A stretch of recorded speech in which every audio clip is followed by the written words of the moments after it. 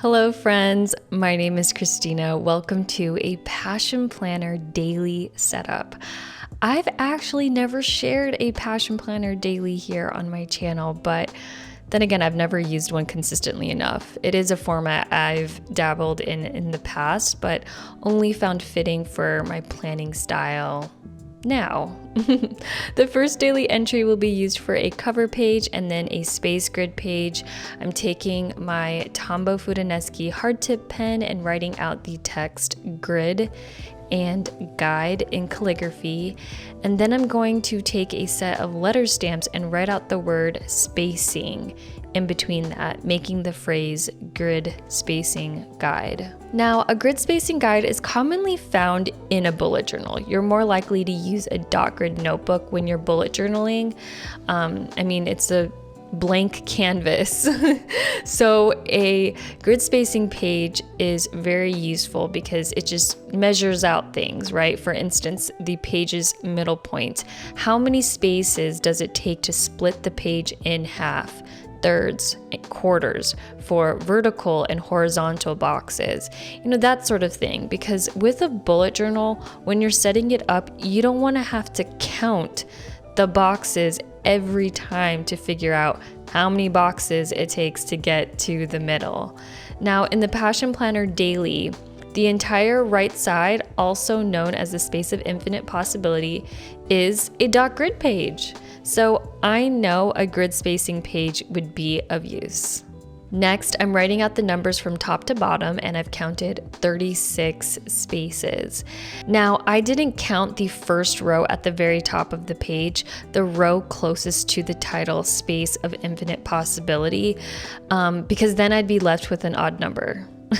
Plus, I don't want my lines touching the title, Space of Infinite Possibility. I like that there's a gap there. So the middle point horizontally is 18 spaces. Now, I don't know why I didn't number horizontally at the top of the page. I usually would. And if you're setting this up in your Passion Planner Daily, I suggest numbering vertically as well as horizontally. So the middle horizontally is 14 spaces, and there you have it. That is the middle point. I'm counting the spaces that split the page into halves, which is different than the middle point. Measuring out the halves is leaving a gap closest to the middle. Like, I'm not counting that. And the reason I do that is because if I were drawing out 4 boxes, there would be a space in between those boxes. But yeah, hopefully that makes sense. But that would be 17 spaces vertically and 13 spaces horizontally. In addition to that, I'm also dividing the page into quarters. Of course, I could also divide the page into thirds and so forth, but I'm only measuring the things that are useful to me, the measurements I commonly use. So yeah, that's what's great about bullet journaling or using a dot grid notebook, is that if you're creating a grid spacing page, it's customizable. Earlier, I mentioned a cover page, which I'm essentially covering up the left side of the page with this craft paper. I'm keeping this cover page quite simple. Now, I already went in with the stencil to write 2023 vertically, but now I'm going in with my Fudineskhi brush pen and outlining the numbers. The final step, I'm taking my Tombow dual brush pen and coloring in the numbers.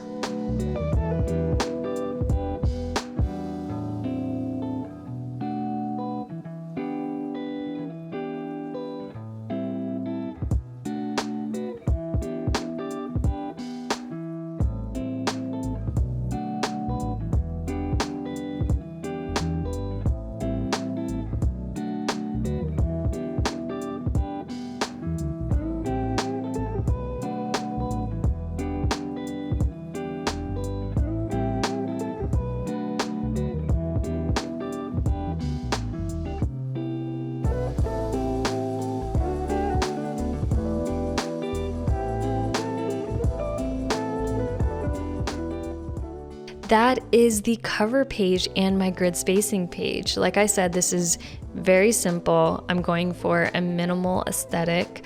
but I'm also going to be setting up the first entry in my daily for January 1st.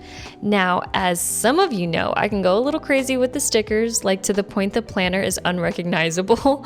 But since I'm using a Passion Planner Daily as my everyday, I want this to mostly be functional. So I'm just going to grab a couple of stickers. I swear. I'm pulling from the Passion Planner House Plan sticker book, and I love this page here. The illustration of these plants are beautiful. And then I'm also pulling stickers from this little Happy Planner sticker book. It's an entire sticker book dedicated to dots, squares, dashes, and arrows. I love these because I'm a sticker fanatic, but these are great for just adding a little something to the page, but still keeping that minimal look. Yeah, I'm not sure how I'm going to share my Passion Planner Daily with you all, considering I'll be using it every day.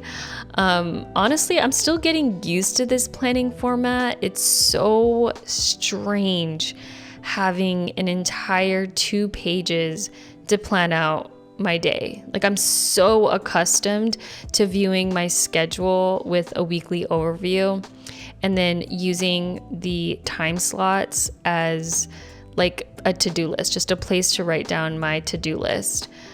Yeah, it's a very, very interesting adjustment, but I don't know. We'll see if this format works out for me for 2023. Like I mentioned, this daily setup is for January 1st, which I believe by the time I post this, it'll be after January 1st. As my first entry in my daily, I think I'm going to dedicate the space of infinite possibility to a letter of what I want to accomplish in 2023. You know, my life has changed so much in the best way possible. But with being a stay-at-home mom, plus running a YouTube channel, which, by the way, is a full-time job, if anything, I might be putting in 40 plus hours a week. So in the midst of all of that, you know, splitting my time between those two things, I don't want to lose myself in being a mom and a content creator. So this letter is what is going to remind me what makes me me. So I'm adding some washi tape here, and I'm going to pop some of those plants on top of this washi to make it look like it's a shelf.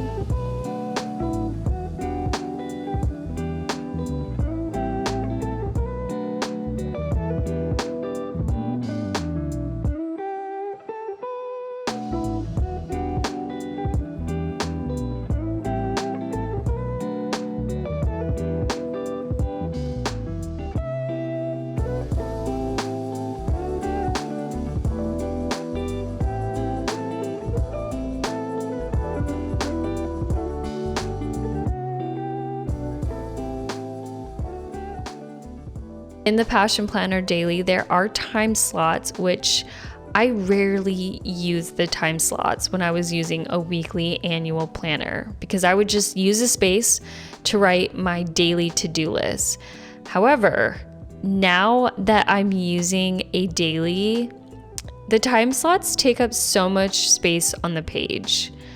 It would be a waste to just use that section to list out my to-do list. So I am going to try, hence the word try, to allocate a task to a specific time in the day. I know, this sounds crazy, considering I've been harping about how spontaneous my schedule has been since having a baby. I want to add some color, so I did whip out my passion highlighters, and I think I want to highlight the lines in the time slots, the lines that I'm not using. But yeah, I mean, as you can see, I kept it really simple. I mean, this is January 1st. I don't plan on doing much on this day, but eating, I have breakfast, lunch, dinner, which is usually about the same time every day. And then I think I have going on a walk that day. So yeah, it's really simple for January 1st. I'm adding some functional stickers, which Passion Planner has a sticker book with all the functional stickers you'll ever need.